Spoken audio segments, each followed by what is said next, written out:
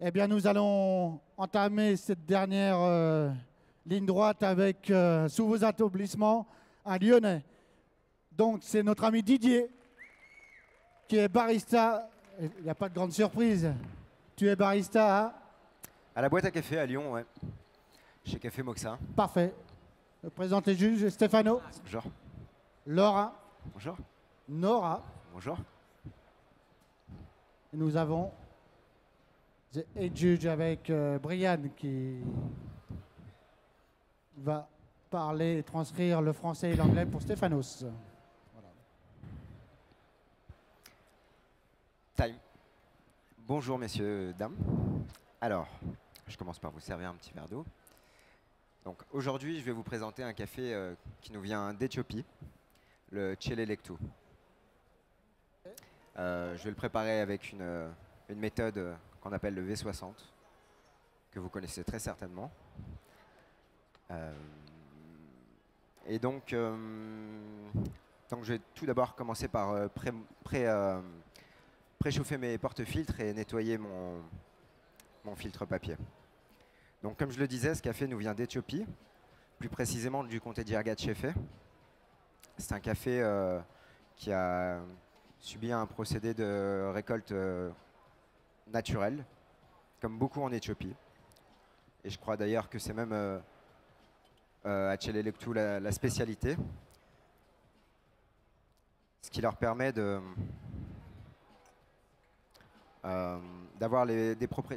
gagner en corps et en sucre et de garder des propriétés assez florales et une tasse assez clean, des arômes plutôt tranchés.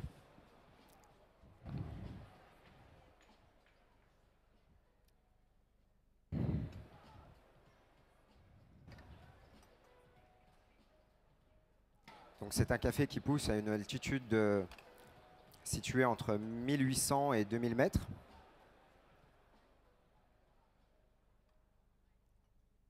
Et lors des procédés de séchage, tout se passe sur lit africain.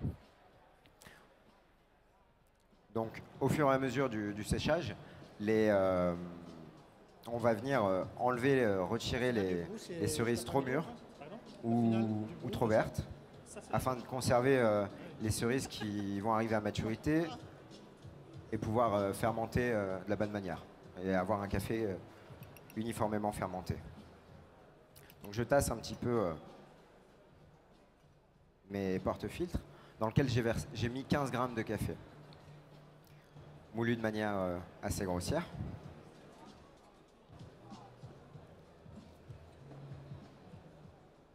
Donc c'est une multivariété, plutôt sauvage.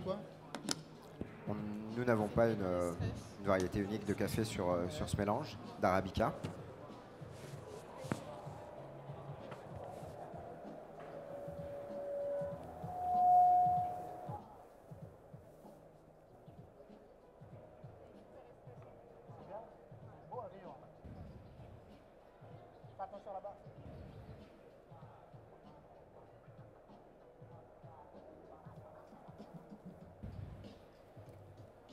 Au sujet de la torréfaction, comme vous pouvez le voir sur vos petites palettes en bois, les grains sont assez petits, assez fragiles.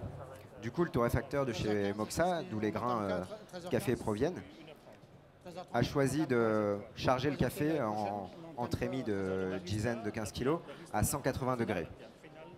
Ensuite, après 12 minutes de torréfaction, dont 11 avant le premier crack, il a fait le choix de retirer les grains à une température de 191 degrés, ce qui lui a permis de se développer à un taux de 17%.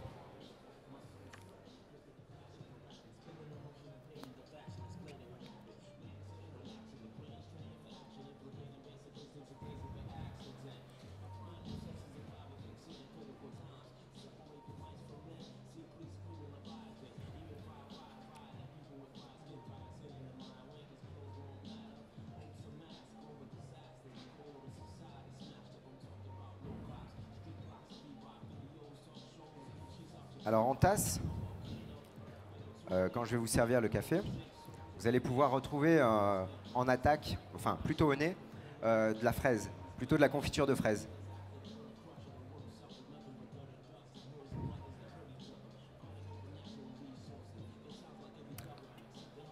Ensuite, l'attaque sera plutôt douce, beaucoup de matière, ce qui va venir un petit peu caresser la langue.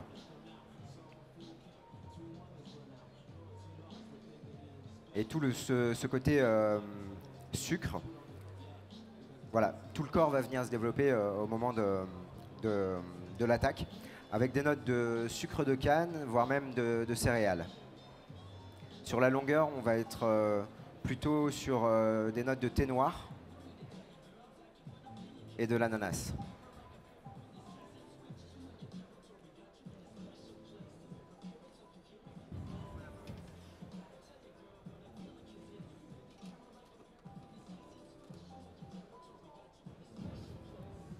Tu veux un coup de main?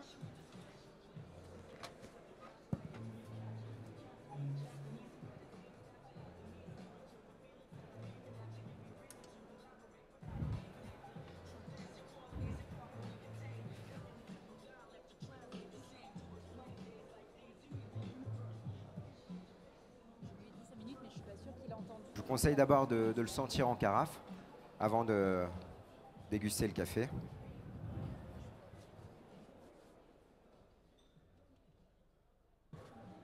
Pour bien prendre tous les arômes.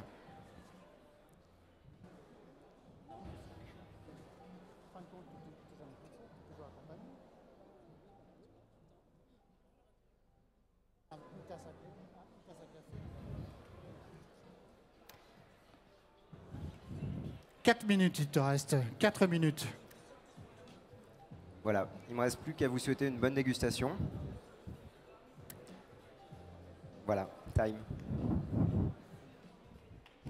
On l'applaudit, Time, pour notre ami Didier. Ça va mieux, hein? Ça va mieux, ouais. C'est pas dur.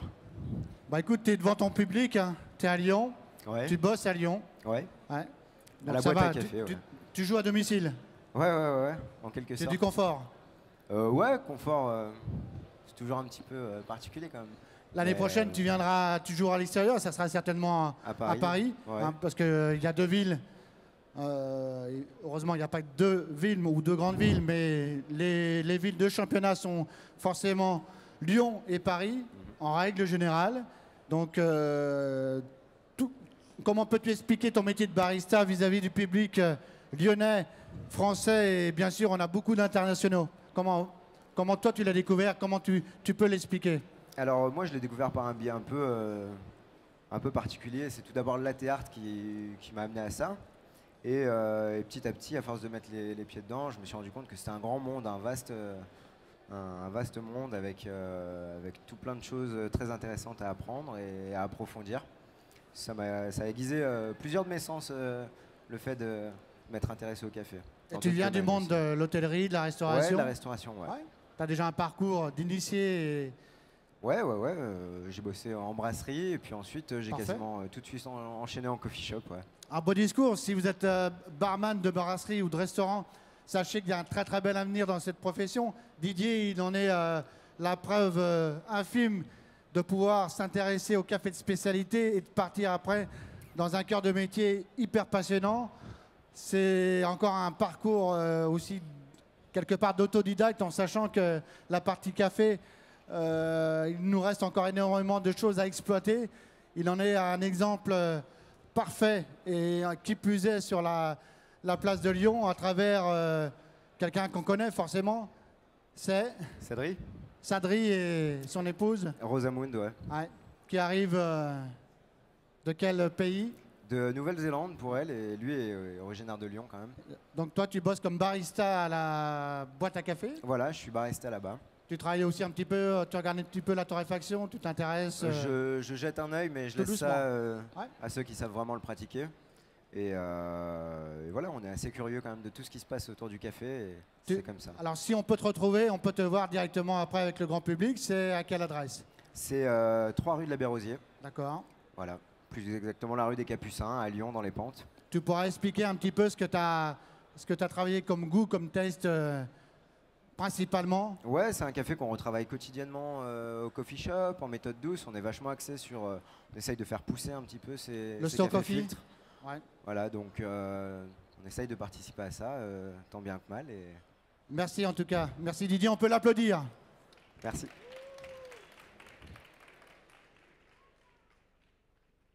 Tu me donneras tes notes ?